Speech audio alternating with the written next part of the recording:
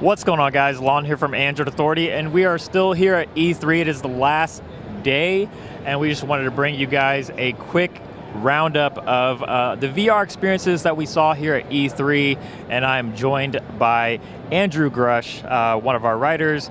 So we're just going to get right into it and start off with the first one that we got to check out, which was the Merge VR. And basically it's sort of like a Google Cardboard type experience, except the headset was actually made of foam.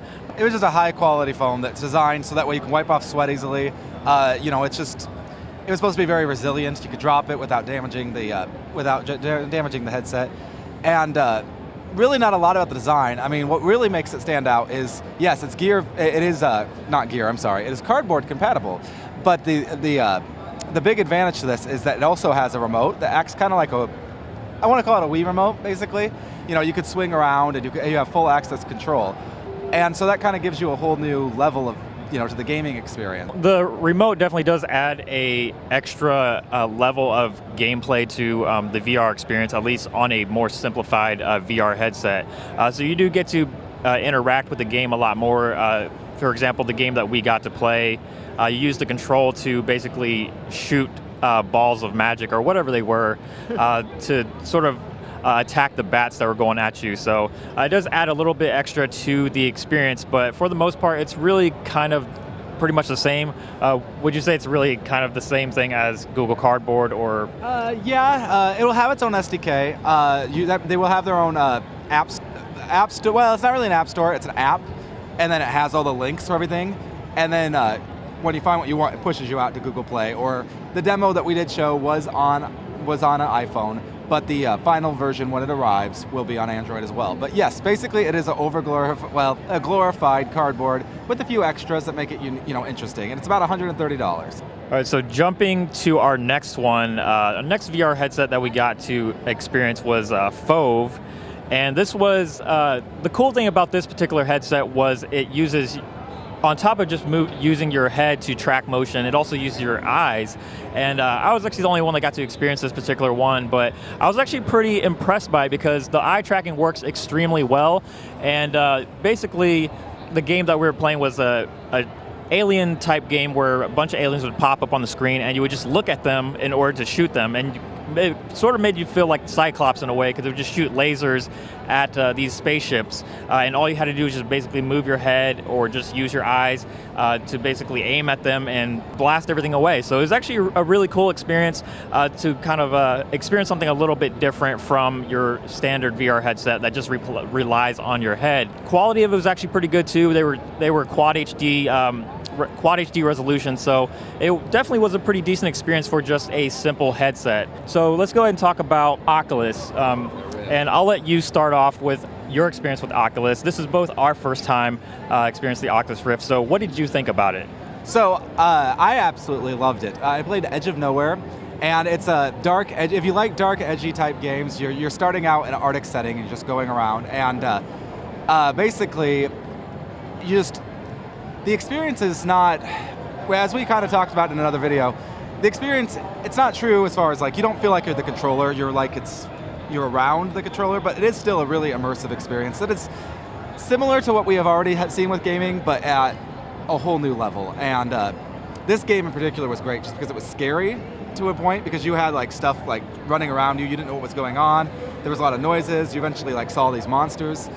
And as far as the hardware itself though, moving beyond the game, I think there's a lot of potential there. Right now it is a pricey, I mean, I know they're aiming for over $1,000 pricing. But as far as being the next big thing, I think VR, I think that it is an excellent example of where we're heading with VR, and I'm really excited for the Rift. Yeah, I think Oculus is doing a great job with the Rift, and I got to experience it for the first time as well. But what I really want to jump into is Project Morpheus. That was also a first-time thing for me. And I was the only one here that was able to actually get a chance because it was a really long wait. It took a little bit over an hour just to kind of get up there and just for 5 minutes of gameplay, and it definitely was worth the 5 minutes that I got to experience with it. It's really cool. It's very immersive. Feels a lot like Oculus, except the resolution isn't quite as great. But the particular game that I mentioned in the reactions video that I did, it's called Riggs, and basically you're inside a giant robot, and you go around blasting other players, and you have to score goals, things of that nature. So it was a really cool game. Had a really fun time with it, and the experience is really great. There's no latency to it whatsoever. Other than that, it was a really awesome experience. I would say it's very comparable. One of the best VR experiences that you can get out there, very comparable to the Oculus Rift. The last thing that we want to jump into is the accessories that we saw for all the different VR that we saw here at E3. So Grush, you had more time with these accessories than I did, so I'll go ahead and let you talk a little bit more about them. Sure.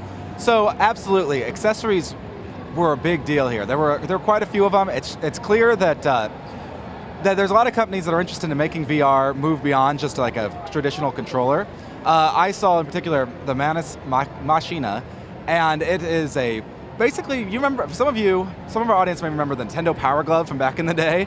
You slipped on the glove and it allowed you to, basically that's the same thing here. You have a glove and it has little sensors inside with each finger.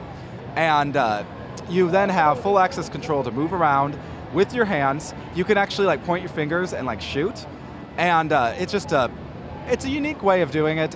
It was paired with the Gear VR, which that was my first time with the Gear VR as well. And as far as being like truly revolutionary, it was not, but it was cool. It was a different way to control VR beyond just having a traditional controller. Some of the other things we noticed, like there was this thing called the Nod, and I didn't personally get to experience it, but what it is a smart ring, and like we saw some really cool stuff. Like there was a boxing where you had one on each hand, and they were virtually boxing with it. There was also Cybreth. Cybreth is a treadmill, and it's a kind of a treadmill / trampoline hybrid that people get in with like an Oculus or another, any VR can be made to work with it. And you get in and you jump around, and you look kind of ridiculous, but it's cool. I personally think that it's a little bit too much. But yeah, I think that that's where we're heading, is you're seeing virtual reality here at E3, and you're seeing a push towards making it more and more immersive, and it's only going to get bigger from here. Yeah, I think you definitely hit the nail on the head there. VR is definitely becoming a big thing, and we're super excited to actually be here to cover it for you guys. So hopefully you guys have been enjoying all the coverage that we've been bringing to you from E3, and besides just the VR coverage. But it's very exciting stuff, and hopefully it's going to expand and grow and become an even bigger thing than what it is already. So, but this has just been a quick roundup of the VR experiences that we've had here at E3. If you guys enjoyed this video, please give it a thumbs up down below, and make sure to subscribe if you haven't already, so you don't miss out on any of our E3 coverage and anything else we have coming on down the road. So as always, thank you guys so much for watching. Keep it tuned here to Android Authority, because we are your source for all things Android and E3 2015.